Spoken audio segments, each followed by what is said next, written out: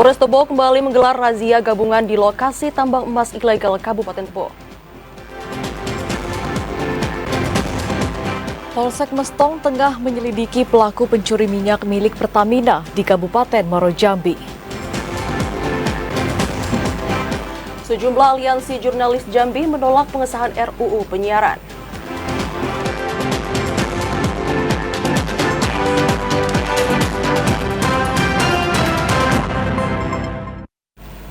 Assalamualaikum warahmatullahi wabarakatuh. Selamat sore saudara, Anda kembali menyaksikan Jambi hari ini, edisi Selasa 28 Mei 2024. Ya, selain 3 topik utama tadi, tim redaksi kami juga telah menyiapkan sejumlah informasi penting dan menarik lainnya untuk Anda. Bersama saya Septinita. Dan saya Chandrika Divani, inilah Jambi hari ini selengkapnya.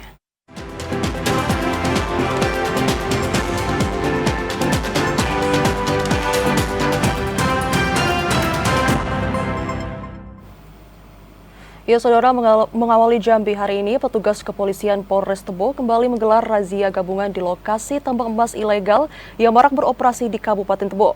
Pada razia tersebut, belasan alat tambang emas ilegal yang ditemukan langsung dimusnahkan dengan cara dibakar.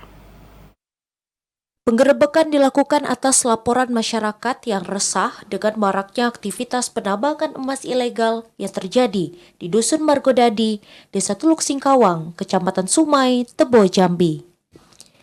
Dari 2 lokasi yang didatangi petugas, polisi menemukan belasan alat tambang emas ilegal yang sudah ditinggalkan para pelaku. Diduga para pelaku sudah kabur ke hutan saat melihat polisi tiba di lokasi penambangan. Petugas kemudian memusnahkan belasan set alat tambang emas ilegal dengan cara dibakar. Petugas kepolisian Polres Tebo juga menyita sejumlah mesin dompeng sebagai barang bukti untuk dibawa ke kantor polisi. Ada beberapa kami amankan, kemudian kami penonaktifkan terkait dengan tempat atau rakit yang sudah terpasang sebelumnya. Ya, jadi kami ulangi, ada 4 rakit sudah kami nonaktifkan. Dan ada beberapa barang bukti yang kami bawa ke Polres Tebo bersama dengan personel yang kita tugaskan.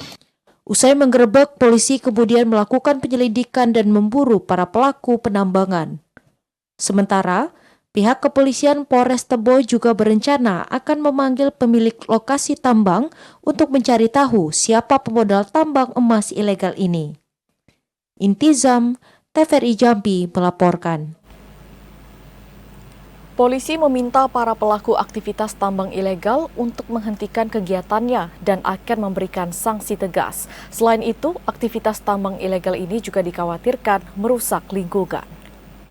Aktivitas tambang ilegal hingga saat ini masih menjadi perhatian khusus petugas kepolisian Polda Jambi. Hal ini dikarenakan masih maraknya aktivitas tambang ilegal yang diduga masih terjadi di sejumlah wilayah di Provinsi Jambi. PLH Pemnahas Bidhumas Polda Jambi, Kompol Amin Nasution mengatakan, sejak 1 bulan terakhir, puluhan lokasi aktivitas tambang ilegal dimusnahkan petugas gabungan. Selain merazia aktivitas tambang peti di Kabupaten Bungo, petugas kepolisian turut memberantas puluhan sumur minyak ilegal di Kabupaten Batanghari. Penindakan ini guna memastikan seluruh aktivitas tambang ilegal tidak kembali beroperasi yang dapat merusak lingkungan. Tindak lanjutnya ya Polres dan Kodim juga melaksanakan monitoring untuk kegiatan peti di wilayah tersebut. Himbauan, Pak? Himbauan ya kepada masyarakat jangan lagi melaksanakan kegiatan ilegal, tindakan ilegal yang merusak lingkungan di wilayah Bungo. Beberapa upaya telah dilakukan petugas untuk memberantas aktivitas tambang ilegal ini. Selain mengamankan para pelaku, petugas turut melumpuhkan aktivitas tambang ilegal. Kepolisian meminta kepada seluruh pelaku tambang ilegal untuk menghentikan aktivitasnya dan memberikan sanksi tegas. Asyar, TVRI Jambi melaporkan. Ya, saudara, pasca ditabraknya tiang pengaman jembatan di Desa Pelayangan, Kecamatan Morotebesi, Kabupaten Batanghari oleh tongkang batubara. Masyarakat menuntut upaya perbaikan segera dilakukan pengusaha tambang terhadap jembatan tersebut. Dan saudara, untuk mengetahui lebih lanjut bagaimana perkembangan terkini terkait tuntutan dari masyarakat sekitar, saat ini kami telah terhubung dengan kontributor TVRI Jambi, Ade Juniawan di Kabupaten Batanghari. Halo, selamat sore Ade. Apakah upaya perbaikan jembatan sudah mulai dilakukan saat ini? Ya, baik. Hairani, dapat saya sampaikan untuk tuntutan dari masyarakat khususnya di Desa Pelayangan Kecamatan Morotebesi terhadap pasca dilakukannya atau terjadinya insiden penabrakan yang dilakukan oleh tongkang batubara oleh uh, dari pihak perusahaan sendiri. Saat ini sudah mulai melakukan upaya-upaya perbaikan. Salah satu yang dibuktikan di mana sejumlah material yang ada saat ini di Desa Pelayangan sudah mulai tiba, dan selain material juga ada sejumlah alat berat, saya pantau juga sudah mulai ada di lokasi. Selain material untuk perbaikan tiang jembatan sendiri, juga ada sejumlah pekerja atau yang nantinya untuk melakukan pekerjaan saat pelaksanaan perbaikan. Namun dari hasil laporan atau informasi yang saya terima di lapangan tadi, jika pelaksanaan pekerjaan sendiri belum dapat dilakukan dan kemungkinan akan dilaksanakan dalam beberapa hari ke depan. Dari pihak Desa Pelayangan sendiri, saya sudah mengkonfirmasi bahwa material atau alat yang akan dipergunakan untuk perbaikan tiang fender jembatan yang mengalami kerusakan akibat ditabrak tongkang batubara itu tiba pada 4 hari yang lalu, di mana material tersebut dibawa menggunakan salah satu kapal atau alat yang melalui jalur sungai menuju ke lokasi tepatnya di Desa Pelayangan sendiri. Ya, dengan berjalannya proses perbaikan jembatan saat ini, lalu bagaimana pengawalan dari pemerintah dan warga sekitar, Ade? Ya, upaya untuk selama proses perbaikan nanti berjalan, pihak pemerintah desa maupun warga setempat akan tetap melakukan pengawalan atau mengawasi progres pekerjaan demi pekerjaan dari perbaikan tiang fender jembatan yang mengalami kerusakan, di mana masyarakat akan tetap mengikuti proses perbaikan guna mengantisipasi proses pekerjaan atau perbaikan jembatan ini terjadi asal-asalan. Masyarakat berharap proses perbaikan sendiri akan berjalan maksimal sehingga tiang fender pada jembatan yang mengalami kerusakan dapat lagi berfungsi seperti mana biasanya, sehingga aktivitas lalu lalang atau kendaraan yang melintasi jembatan penghubung jalur lintas Sumatera ini bisa dapat nyaman dilewati oleh pengendara-pengendara tanpa ada kekhawatiran atau was-was kembali. Hairani. Ya, adakah informasi yang Anda dapatkan terkait sampai kapan target penyelesaian dari perbaikan jembatan ini? Ya, berdasarkan hasil pengkajian dilakukan oleh BPJN maupun pihak perkumpulan perusahaan tambang batubara, di mana ditargetkan untuk proses pengerjaan atau perbaikan sendiri akan berlangsung selama 2 atau 3 bulan ke depan, dan diyakini nantinya proses akan dilakukan dan diawasi terus oleh pihak perusahaan maupun pihak pemerintah yang dikawal oleh masyarakat setempat. Dan kemarin juga sempat terjadi penahanan atau penahanan dari tongkang batubara yang sempat melakukan melintas di masa dihentikannya aktivitas batubara di jalur sungai. Dan sedikitnya ada 34 tongkang batubara yang sempat ditahan warga di Desa Pelayangan akibat melanggar aturan tersebut. Dan tadi saya juga sempat mengkonfirmasi kepada pihak desa setempat, untuk saat ini tongkang yang ditahan tersebut sesuai kesepakatan telah dilepas untuk kembali ke stockpilenya masing-masing, dikarenakan pihak perusahaan sudah mulai melakukan upaya perbaikan dengan datangkan material-material untuk perbaikan tiang jembatan sendiri. Herani. Ya, hingga saat ini perbaikan jembatan di Desa Pelayangan masih terus dilakukan dan terus diawasi oleh pemerintah sekitar. Terima kasih Ade atas laporan Anda dan selamat bertugas kembali. Selamat sore. Kita ke informasi lainnya, saudara. Kepolisian saat ini tengah mendalami kasus dugaan pencurian minyak mentah dari pipa milik Pertamina. Praktik pencurian minyak mentah ini terjadi di Desa Muaro Subapo, Kecamatan Mestong. Praktik dugaan pencurian minyak mentah milik Pertamina EP Field Jambi kembali terjadi. Peristiwa ini terjadi di jalur Trenggalek Tempino Kenali Asam, tepatnya di kilometer 18 Desa Muaro Sebapo, Kecamatan Mestong, Kabupaten Muaro Jambi. Petugas Pertamina yang sedang berpatroli menemukan ceceran crude oil di jalur Trenggalek Tempino Kenali Asam. Selain itu juga ditemukan pipa dan alat yang dipersiapkan untuk mengalirkan minyak dari Trenggalek pipa Pertamina di lokasi. Pertamina telah melaporkan kejadian ini ke Polsek Mestong. Kadit Reskrim Ibda Nur Hadi mengatakan hingga kini Polsek Mestong tengah melakukan penyelidikan terkait dugaan pencurian minyak mentah di pipa milik Pertamina. Pertamina sendiri sudah datang pada kami pada hari Selasa ya, tanggal 21 Mei. Jadi melaporkan diduga adanya illegal tapping di jalur pipa 18. Langkah dari kita gimana Pak Kadit? Untuk saat ini masih dalam penyelidikan bagi kami, jadi kami pun tetap melaksanakan patroli ke sana, siapa tahu pelaku kembali lagi ke lokasi. Aksi ilegal tapping ini tidak hanya merugikan negara, namun juga berdampak buruk pada lingkungan dan mengancam keselamatan warga di sekitar. Azam Afnan, TVRI Jambi, melaporkan. Sejumlah aliansi jurnalis dari berbagai organisasi menggelar aksi damai di depan kantor gubernur dan kantor DPRD Provinsi Jambi. Mereka menuntut agar RUU penyiaran tidak disahkan karena dianggap merugikan para jurnalis. Sejumlah jurnalis dan pers mahasiswa dari berbagai media dan organisasi mendatangi gedung DPRD Provinsi Jambi. Mereka menuntut agar Dewan Perwakilan Rakyat Daerah Provinsi Jambi menolak dan membatalkan pengesahan rancangan Undang-Undang Penyiaran yang diajukan Komisi Penyiaran Indonesia.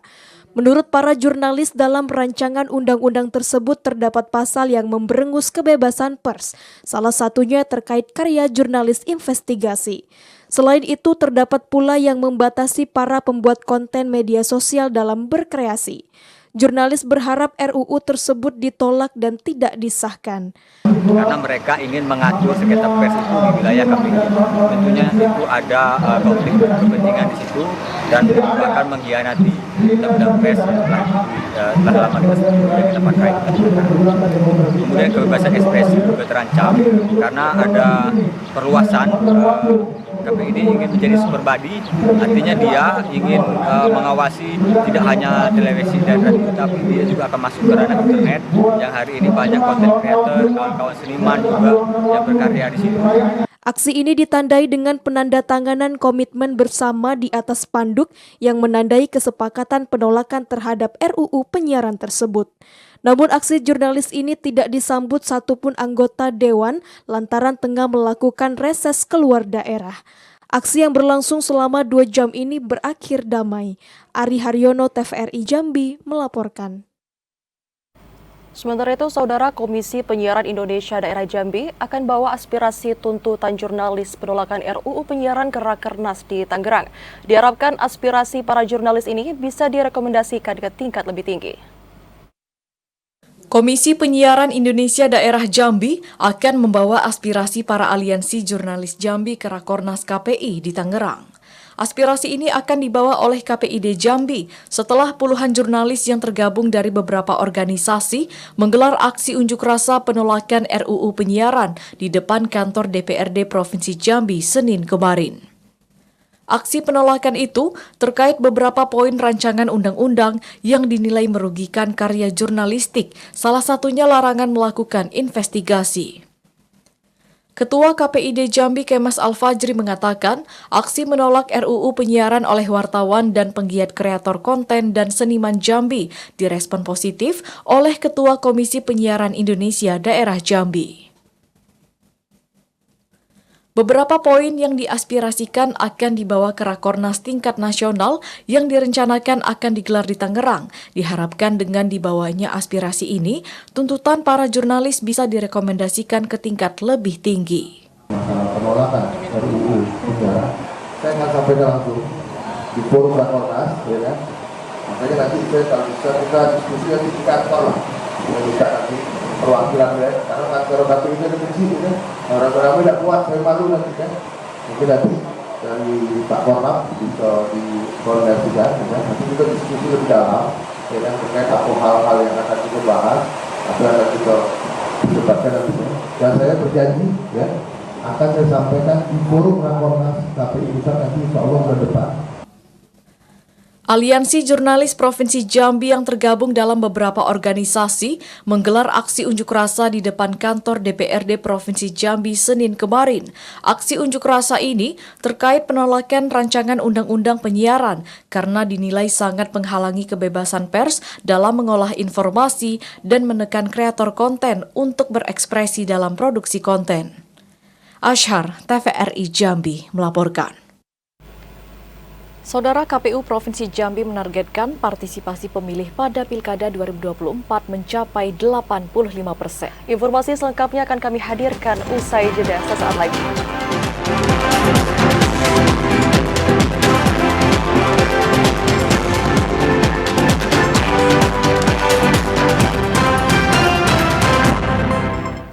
Anda kembali bergabung bersama kami dalam segmen Menuju Pilkada 2024.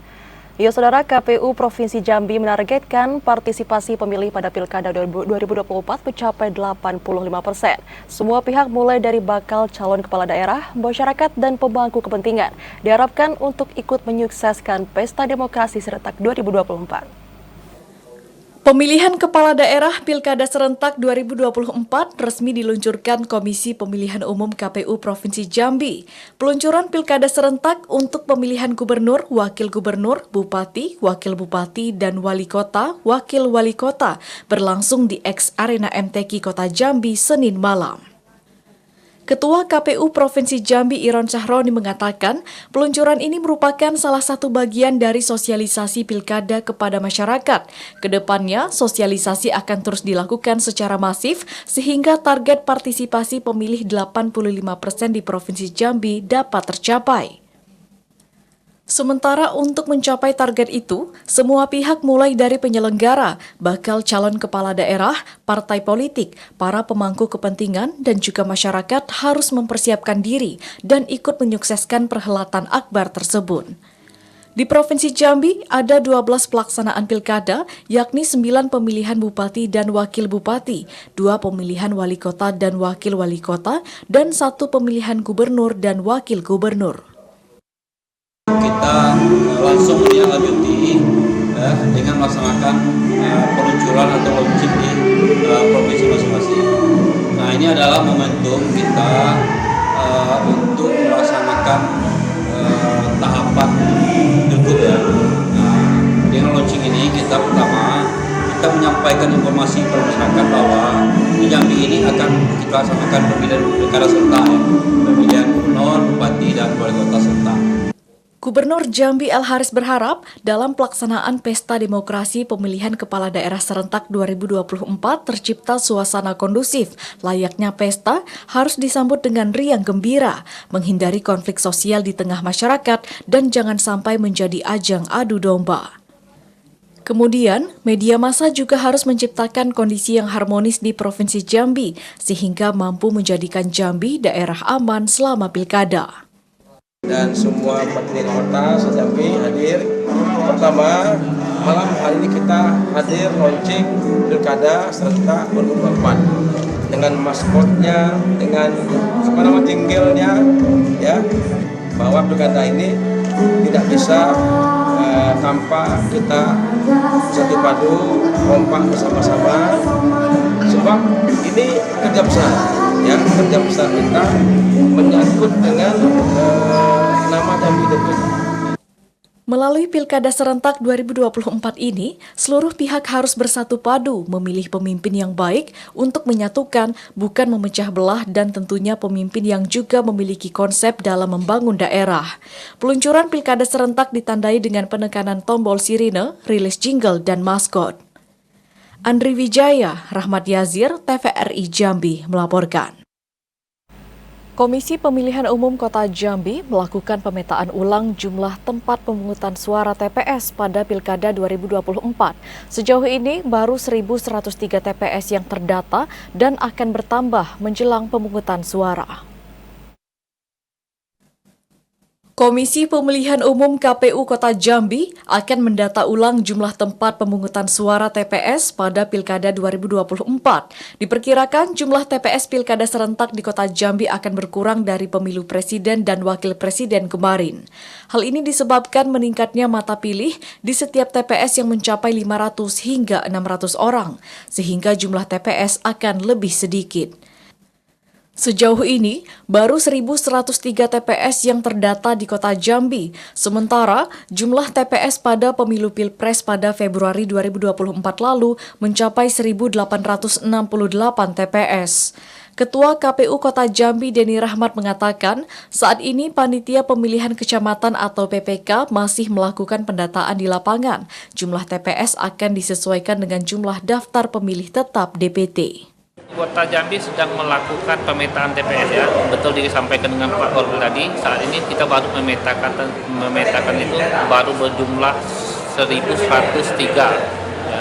Kemungkinan bakal kita update lagi. Saat ini PPK masih bekerja, masih melakukan rakor sampai hari ini.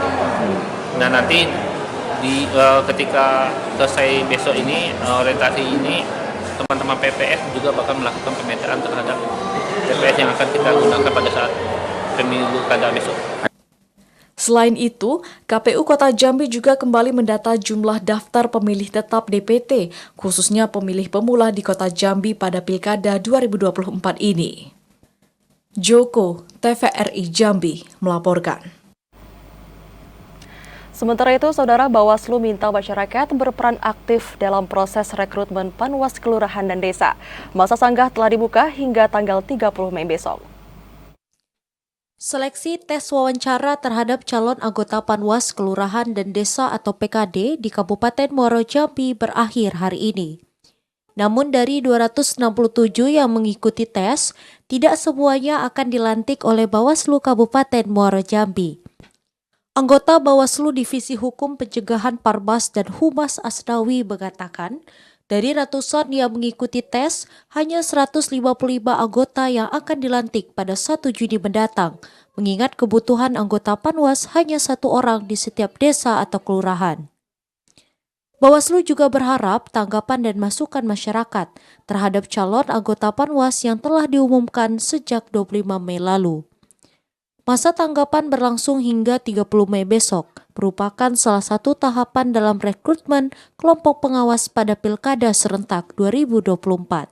Bukan, setelah itu langsung untuk dilaksanakan pelantikan. Katakan lulus akan langsung dilantik. Tidak ada tahapan yang lain lagi, setelah pasca wawancara langsung dilantik ketika dinyatakan sudah lulus. Selain dapat melaporkan secara langsung kepada Sekretariat Bawaslu Kabupaten, masyarakat juga dapat menyampaikan melalui Panwas Kecamatan. Peran aktif masyarakat diharapkan dapat menghasilkan SDM berintegritas dan mampu menjalankan tugasnya secara netral di Pilkada 2024. Azam Afnan, TVRI Jambi melaporkan. Beralih ke informasi selanjutnya, Saudara, menjadi salah satu langkah strategis pemerintah untuk menumbuh kembangkan nilai-nilai adat istiadat dalam kehidupan bermasyarakat. Wakil Gubernur Jambi Abdullah Sani menyaksikan penandatanganan perjanjian kerjasama antara LAM Kabupaten Kota dengan Pengadilan Negeri Agama seprovinsi Jambi. Menjaga, melestarikan, dan memperkaya adat budaya lokal menjadi salah satu langkah strategis pemerintah Provinsi Jambi untuk mengoptimalkan pembangunan kualitas sumber daya manusia daerah guna mewujudkan Jambi Mantap. Menumbuh kembangkan nilai-nilai adat istiadat dalam kehidupan bermasyarakat menjadi upaya konstruktif untuk mempertahankan budaya daerah di tengah gempuran budaya asing di era digital. Hal tersebut ditekankan Wakil Gubernur Jambi Abdullah Sani saat menyaksikan penandatanganan perjanjian kerjasama Lembaga Adat Melayu Kabupaten Kota dengan Pengadilan Negeri Agama seprovinsi Jambi. Kerjasama ini diharapkan dapat semakin meningkatkan peran LAM dalam penegakan hukum adat guna menjaga ketentraman masyarakat serta melindungi kepentingan umum maupun perorangan melalui aturan-aturan hukum. Kerjasama malam dengan Pengadilan Agama yang mengusung pelaksanaan mediasi berbasis kearifan lokal menjadi langkah maju bagi daerah untuk mempertahankan aset budaya luhur masyarakat dengan meningkatkan hubungan antara pemerintah, penegak hukum maupun ulama. Wagub Abdullah Sani menekankan kerjasama untuk melestarikan budaya daerah akan menghasilkan sumber daya manusia unggul yang menjadi lokomotif percepatan pembangunan bangsa. Kesempatan yang berbahagia ini, saya ucapkan terima kasih dan apresiasi kepada segenap pengurus Lembaga Adat Melayu Jambi, Provinsi Jambi, yang telah menginisiasi pelaksanaan penandatanganan perjanjian kerjasama Lembaga Adat Melayu Kabupaten Kota dengan Pengadilan Negeri Agama se-Provinsi Jambi. Melalui kerjasama ini tentunya akan semakin meningkatkan peran Lembaga Adat Melayu dalam penegakan hukum adat. Pada penandatanganan perjanjian kerjasama antara LAM Kabupaten Kota dengan Pengadilan Negeri Agama se-Provinsi Jambi tersebut juga dilakukan penganugerahan gelar anggota kehormatan dari LAM Jambi kepada Dirjen Badan Peradilan Agama Mahkamah Agung RI Mukhlis serta Komisioner Komisi Yudisial RI Muhammad Taufik. Randy Arta, TVRI Jambi, melaporkan. Diselenggarakan untuk meringankan beban pembiayaan pendidikan bagi anak-anak daerah yang kurang mampu dan berprestasi, serta mengoptimalkan kapabilitas para dosen. Pemerintah Provinsi Jambi resmi membuka pendaftaran program beasiswa Dumisake untuk tahun anggaran 2024. Pemerintah Provinsi Jambi resmi membuka pendaftaran program beasiswa Dumisake untuk tahun anggaran 2024. Pendaftaran penerima bantuan pendidikan yang ditujukan untuk jenjang strata 1 dan strata 3 itu dibuka selama 20 hari, mulai tanggal 20 Mei hingga 8 Juni mendatang. Kepala Biro Kesejahteraan Rakyat dan Kemasyarakatan Setda Provinsi Jambi Sulaiman mengatakan pendaftaran salah satu program Dumisake ini dilakukan melalui skema online pada laman yang sudah disiapkan pemerintah. Tahun ini, total jumlah penerima beasiswa mencapai 380 orang dengan rincian 300 orang untuk kategori strata 1, 75 orang untuk kategori strata 3 dalam negeri, serta 5 orang untuk strata 3 luar negeri.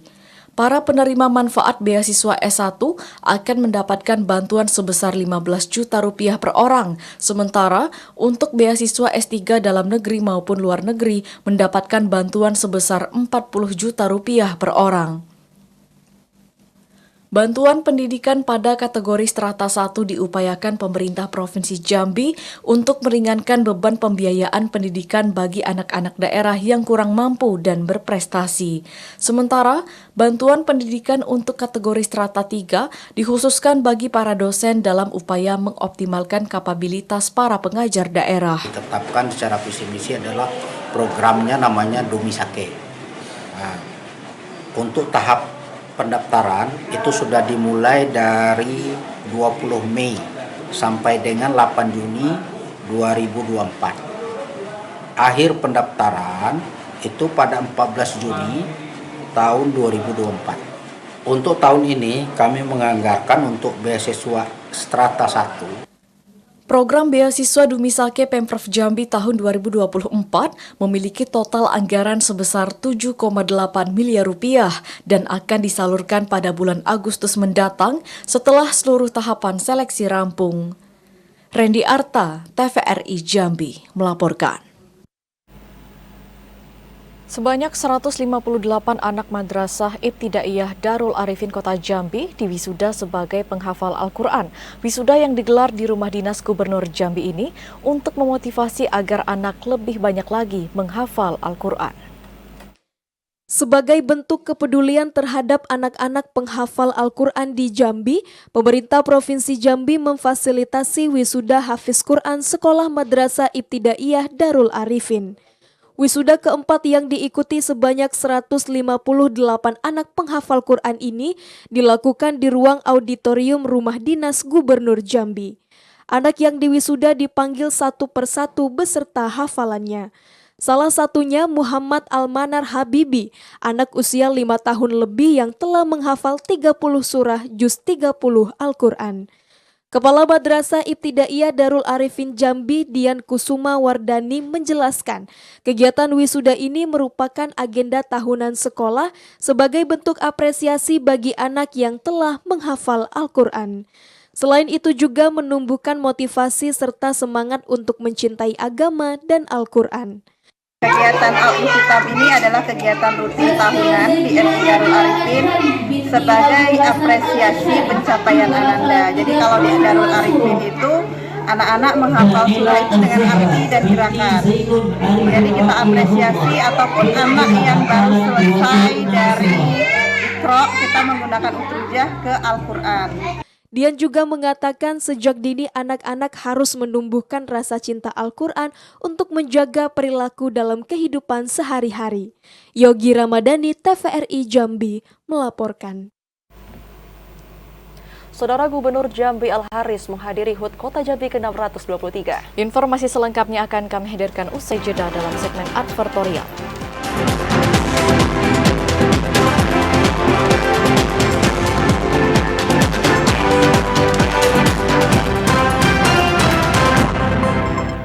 Anda kembali bergabung bersama kami dalam segmen advertorial. Saudara, Kota Jambi banyak mengalami kemajuan, terus berkembang dan merupakan etalase Jambi. Dikatakan Gubernur Jambi Al-Haris saat menghadiri HUT Kota Jambi ke-623 dan HUT Pemerintah Kota Jambi ke-78 tahun.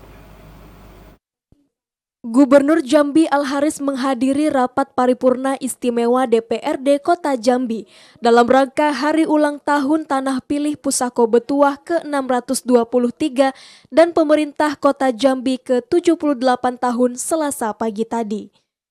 Al-Haris mengatakan di usia yang tidak muda ini, Kota Jambi banyak mengalami kemajuan dari zaman ke zaman, baik dari pembangunan infrastruktur maupun tata kelola kota dan melahirkan banyak prestasi. Kota Jambi juga menjadi etalase Provinsi Jambi dan percontohan bagi kabupaten kota lainnya. Pemerintah provinsi juga mendukung semua pembangunan Kota Jambi, salah satunya pembangunan flyover dari Simpang Mayang ke Pasar Angso 2 Kota Jambi yang kini telah diajukan ke Kementerian PUPR Republik Indonesia. Gubernur Jambi Al-Haris menilai pengendalian inflasi di Kota Jambi juga semakin baik dan terkendali, termasuk penurunan angka pengangguran dan angka kemiskinan serta meningkatnya pembangunan daerah untuk kesejahteraan masyarakat. Kota Jambi ulang tahun dan kita melihat alhamdulillah Kota Jambi cukup banyak capaian kemajuan. Di antaranya Kota Jambi ya dari masa ke masa. Artinya adalah komitmen seluruh pemerintah, DPR, dan masyarakat untuk saling membahu untuk kota ini luar biasa. Kenapa? Karena modal membangun itu adalah kekompakan, persatuan, baik itu pemerintah, DPR, kemudian juga masyarakat. Bertambahnya usia Kota Jambi dan pemerintah Kota Jambi diharapkan dapat menjadi evaluasi dan perbaikan dari semua sisi pembangunan, sehingga dapat memberikan kemajuan Kota Jambi untuk masyarakat. Joko Adli, TVRI Jambi, melaporkan. Tanah Pilih Pusako Betuah telah memasuki usia ke-623 dan pemerintah Kota Jambi ke-78 tahun. Diharapkan di usia yang semakin matang ini, Kota Jambi semakin maju dan terus berprestasi.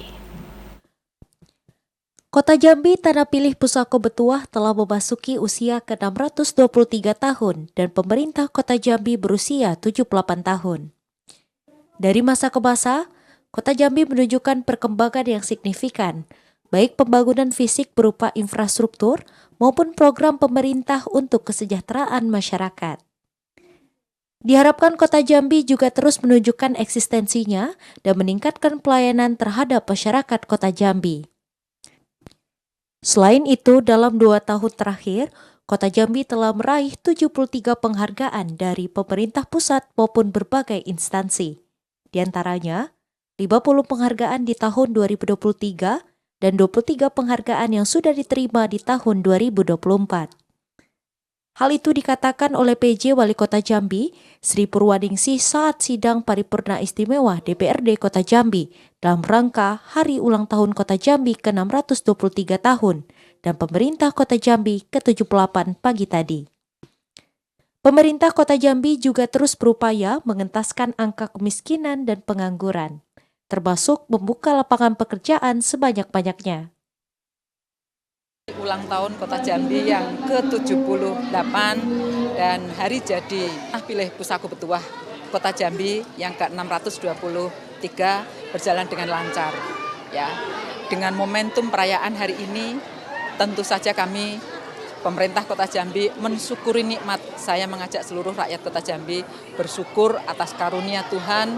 Kota Jambi ini berumur 78 tahun dan dengan banyak prestasi yang direngkuh hari ini yang tadi sudah dipaparkan secara detail dalam forum rapat paripurna hari ini, mudah-mudahan itu menjadi motivasi di usia yang sudah matang ini.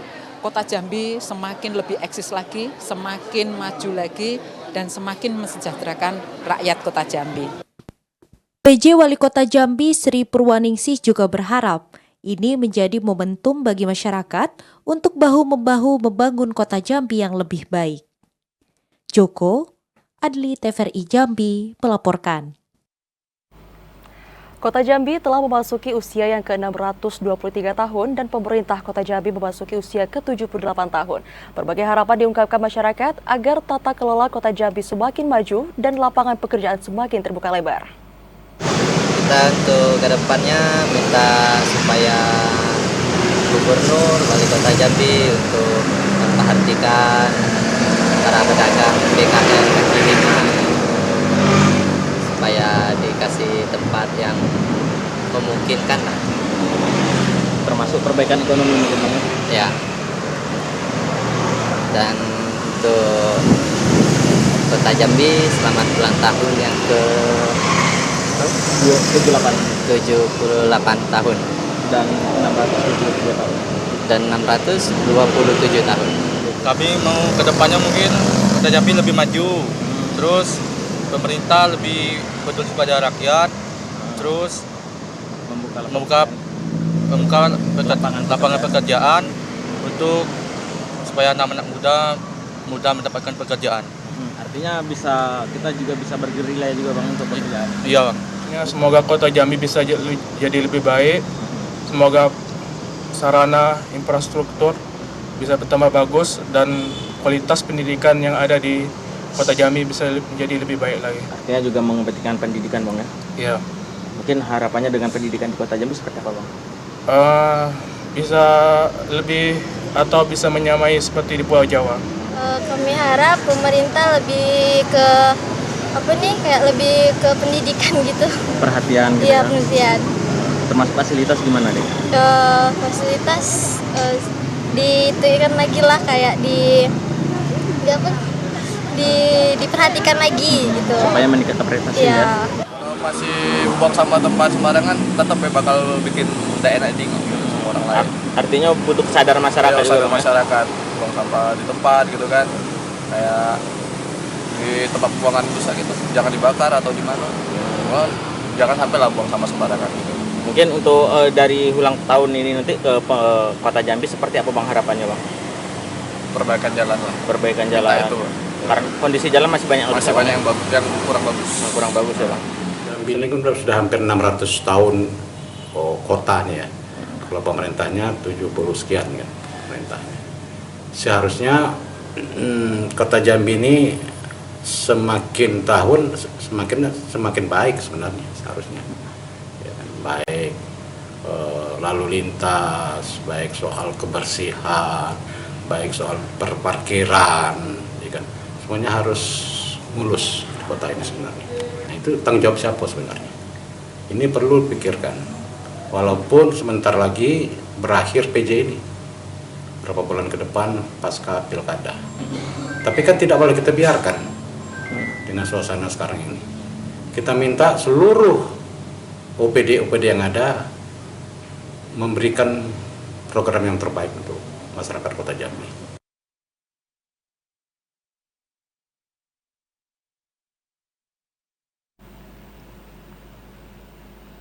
Jelang pemilihan kepala daerah Pilkada serentak tahun 2024, Pemkab Bungo bersama unsur Forkopimda menggelar rapat bersama membahas keamanan dan ketertiban masyarakat untuk menyukseskan pilkada.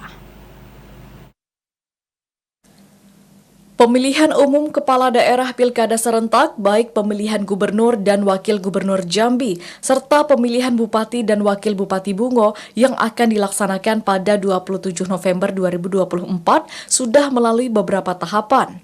Sementara, untuk menyukseskan pilkada tersebut, Pemkab Bungo bersama unsur Forkopimda menggelar rapat terkait Kamtibmas jelang pilkada. Bupati Bungo Mashuri mengatakan, beda pilihan dalam pilkada merupakan hal biasa yang terjadi di daerah.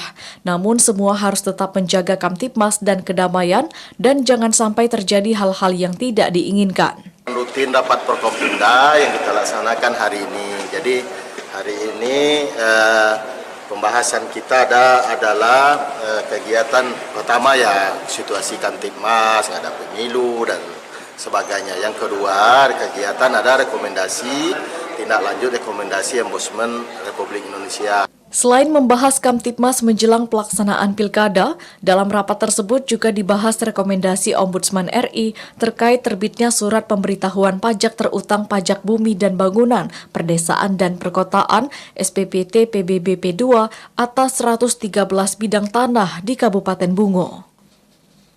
Muhriandi, TVRI Jambi, melaporkan.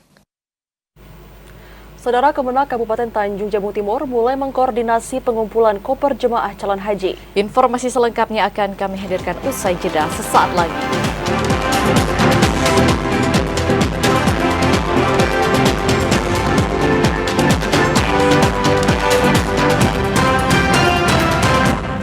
Terima kasih Anda masih setia bersama kami dalam segmen Info Haji 2024.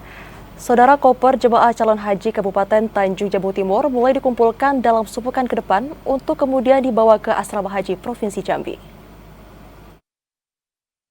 Kemenak Kabupaten Tanjung Jabung Timur mulai mengkoordinasi pengumpulan koper jemaah calon haji atau CJH.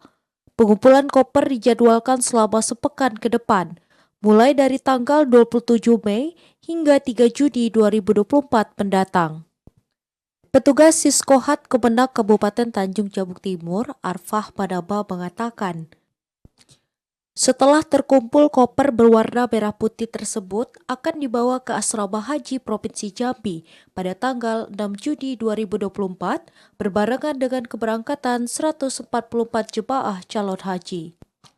Keberangkatan CJH Kabupaten Tanjung Jabung Timur tergabung dalam kloter 25 embarkasi antara Jambi.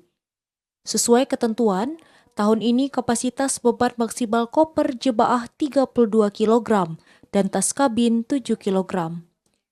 Dibanding tahun sebelumnya, tahun ini ada penambahan kapasitas. Pada aturan tahun lalu, kapasitas maksimal koper hanya 27 kg dan tas kabin 5 kg. Kemenak sudah memberikan sosialisasi kepada jemaah terkait aturan barang yang boleh dibawa dan dilarang. Barang yang dilarang antara lain narkoba, gas yang mudah terbakar, dan benda tajam kecuali gunting atau pemotong kuku. Jemaah juga diimbau tak membawa benda cair berlebihan seperti madu, sabun cair, sabun cuci, dan lain-lainnya. Sampai dengan tanggal 3 Juni 2024. Mekanisme selanjutnya adalah setelah terkumpulnya koper di sini kita melakukan penandaan koper sesuai dengan rombongan dan regunya. Setelah itu pada tanggal 5 kita muat ke mobil untuk diangkut ke Asrama Haji. Koper ini berangkat dari sini tanggal 6 serempak dengan jamaah haji. CJH diharapkan dapat menjaga kesehatan dan pola makan, sebab waktu keberangkatan sebentar lagi akan tiba. Klifa Fatria, TVRI Jambi, melaporkan. Persiapan keberangkatan jemaah calon haji asal Kabupaten Batanghari secara berangsur telah dilakukan. Dijadwalkan 175 JCH Batanghari akan diberangkatkan pada kloter terakhir. Pelaksanaan ibadah haji akan segera bergulir, bahkan 175 jemaah calon haji asal Kabupaten Batanghari sudah melakukan berbagai persiapan mulai dari penyelesaian administrasi hingga pengecekan kesehatan sebagai syarat sah mengikuti haji. Sesuai jadwal, rombongan jemaah calon haji Batanghari akan diberangkatkan dan masuk ke asrama haji di Kota Jambi pada 3 Juni 2024. Kepala Seksi Penyelenggara Ibadah Haji dan Umroh Kantor Kementerian Agama Batanghari, Helmi, mengatakan JCH Batanghari masuk dalam kloter akhir keberangkatan, yakni kloter 23. Setelah sampai pada titik kumpul di asrama haji, JCH akan diberangkatkan melalui embarkasi Batam untuk menuju Jeddah. Sepekan tiba di Tanah Suci, para rombongan JCH pun akan menghadapi puncak haji di Padang Arafah, tepatnya tanggal 14 Juni mendatang. Helmi juga mengimbau para jemaah calon haji agar selalu menjaga kondisi kesehatan fisik jelang keberangkatan ibadah haji yang tinggal sepekan lagi. Ade Juniawan, TVRI Jambi, melaporkan.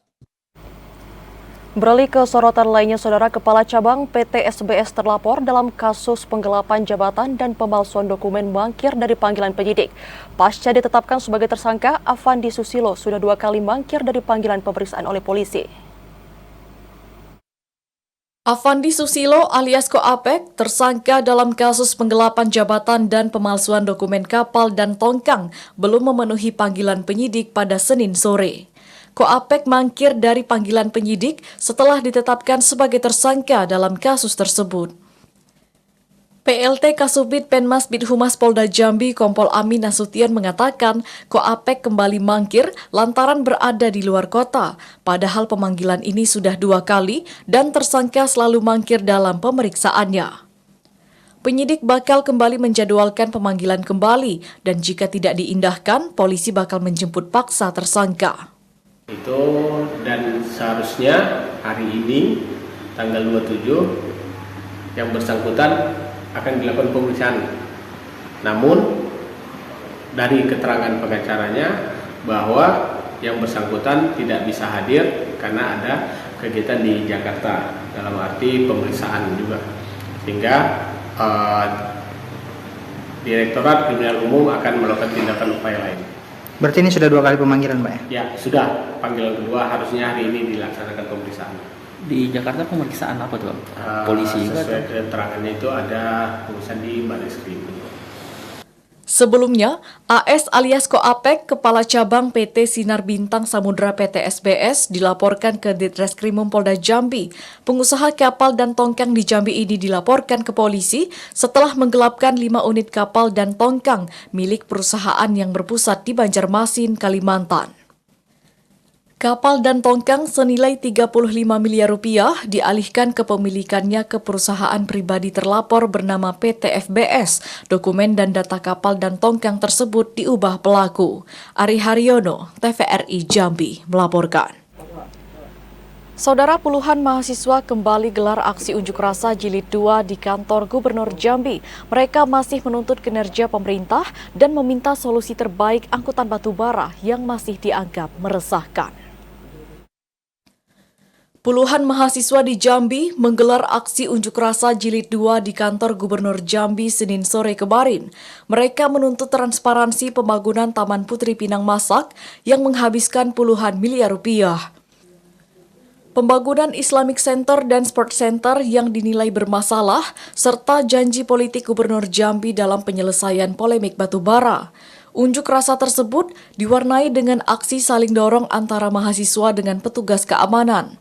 Hal itu lantaran tidak ada pejabat pemerintah yang menemui peserta unjuk rasa setelah kurang lebih 1 jam berorasi. Namun, aksi saling dorong dapat diurai setelah Sekretaris Daerah Provinsi Jambi Sudirman menemui peserta unjuk rasa. Saat itu, peserta aksi menyampaikan tuntutan yang wajib dikabulkan.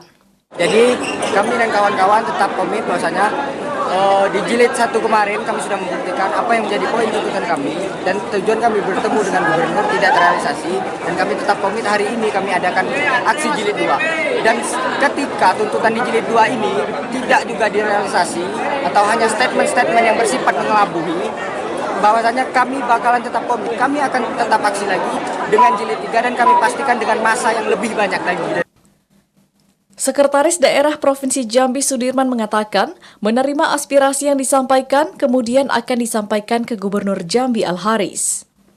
Nanti kata beliau harus sampaikan jawabannya tertulis, atau kita panggil, kita akan nunggu klarifikasi kami dulu pada Pak Gubernur ya. Tapi yang jelas aspirasinya kami respon positif dan mudah-mudahan bisa kami tindak lanjuti karena ini juga bagian dari kontrol ya adik-adik mahasiswa untuk mengawal program-program yang sudah dicanangkan oleh pemerintah provinsi. Puluhan mahasiswa tersebut akan melakukan aksi unjuk rasa jilid 3 jika permintaannya tidak dikabulkan. Mereka akan terus memantau dan menunggu jawaban pemerintah terkait tuntutan yang disampaikan. Joko, TVRI Jambi, melaporkan. Dan saudara, informasi tadi sekaligus menutup perjumpaan kita di Jambi hari ini. Terima kasih atas perhatian dan kebersamaan Anda. Akhirnya saya Septinita. Dan saya Chandrika Divani bersama kerabat kerja yang bertugas pamit undur diri. Wassalamualaikum warahmatullahi wabarakatuh dan sampai jumpa.